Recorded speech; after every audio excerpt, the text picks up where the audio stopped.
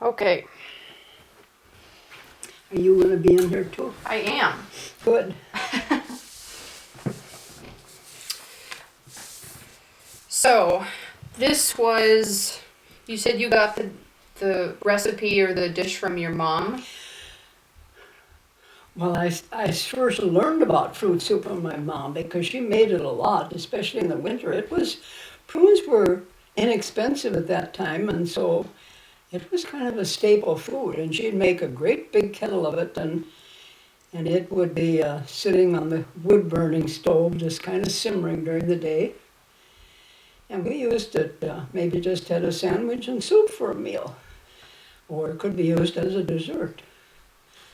But that's where I first learned about it, was from her.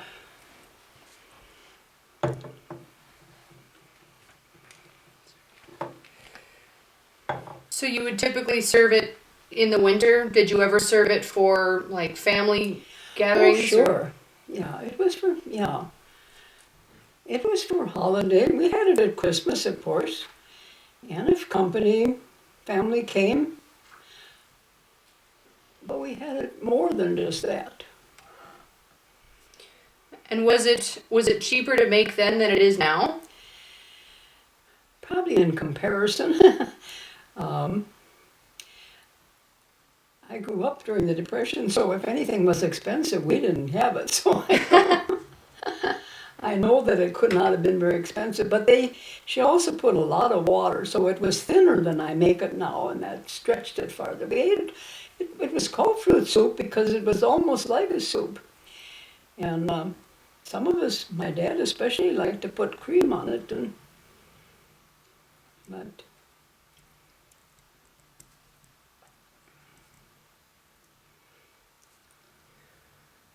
So do you have any favorite memories about making it or well, associated with it? I never made it when I was home. It was after I was married and left home that I thought I ought to learn how to do it. And I know my mother didn't use a recipe, she just made it. So I looked in books and magazines and kind of concocted my own. And it wasn't as large as hers, it was a smaller amount.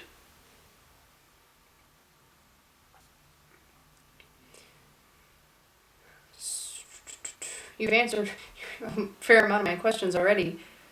So what makes the dish Scandinavian? Are there differences between how the Norwegians would make it and the Swedes, or? Since I moved to a Norwegian community, I find they do make it a little differently. I don't know if it makes a difference much. I use ingredients that I like to eat, but I do find the soups that they serve in the Norwegian churches here are a little different than I make it. They like pearl tapioca, which I don't like, and they often have grape juice in it, which is all right, but I don't do that. So there's probably a difference in the ingredients. And Mother only used prune and raisins, and I've elaborated that to apricots, which I liked. And after dried cranberries came into being, they're really a good addition. And I changed from dark raisins to golden raisins because I thought they were more flavorful.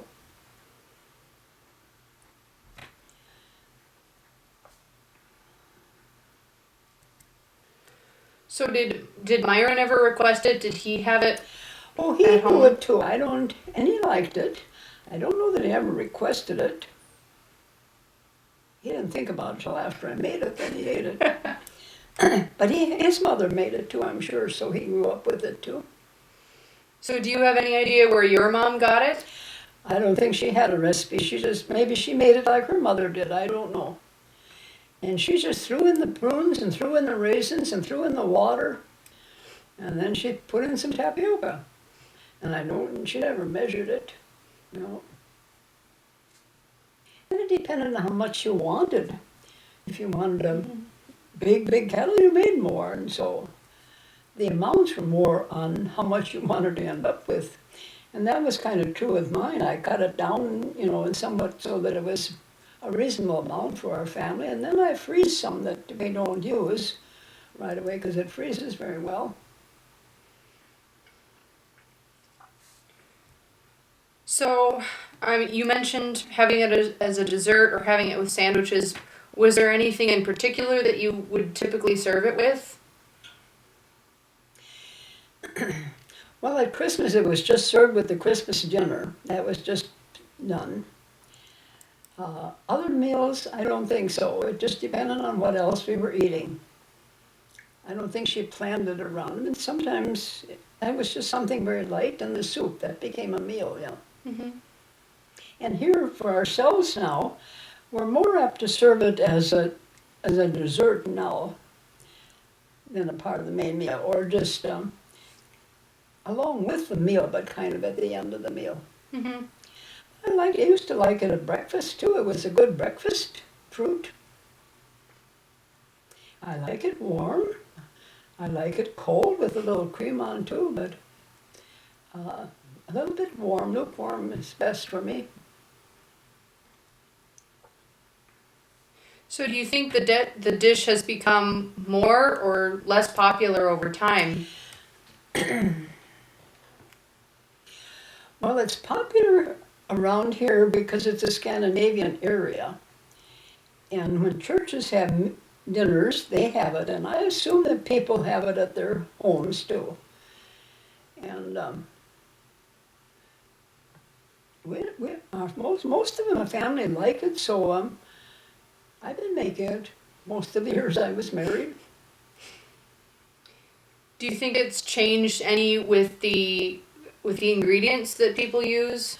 Yes, different ingredients are available now that Mm-hmm. weren't available many years ago. Yeah.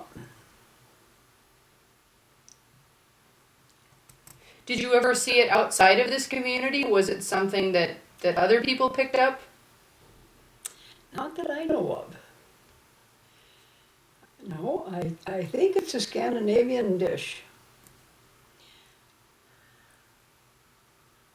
But do you think it ever got to the, I guess, the well-known level that Lefse or Lutefisk would have? Well, Lefse's gotten a lot of publicity, and so does Lutefisk. They just make fun of Lutefisk. Uh, I don't hear them. I don't think they talk about prune soup so much. No. Well, there's a song about Lefse and a song about Lutefisk, and so now that's known around here. I don't know if other parts of the country probably wouldn't know what it was. Did your mom, what did she call it if she made it? Prune soup. She Just just, called it prune soup. She called it prune soup, or maybe she said fruit soup. I think either one, because it had raisins in it, so that was another fruit. And technically it is a fruit soup, yeah. mm-hmm. Did either of your parents speak much Swedish? We ate pretty much Swedish food, I think. Did they have any, I guess there is a name for it in Swedish, but she never used the Swedish name for it?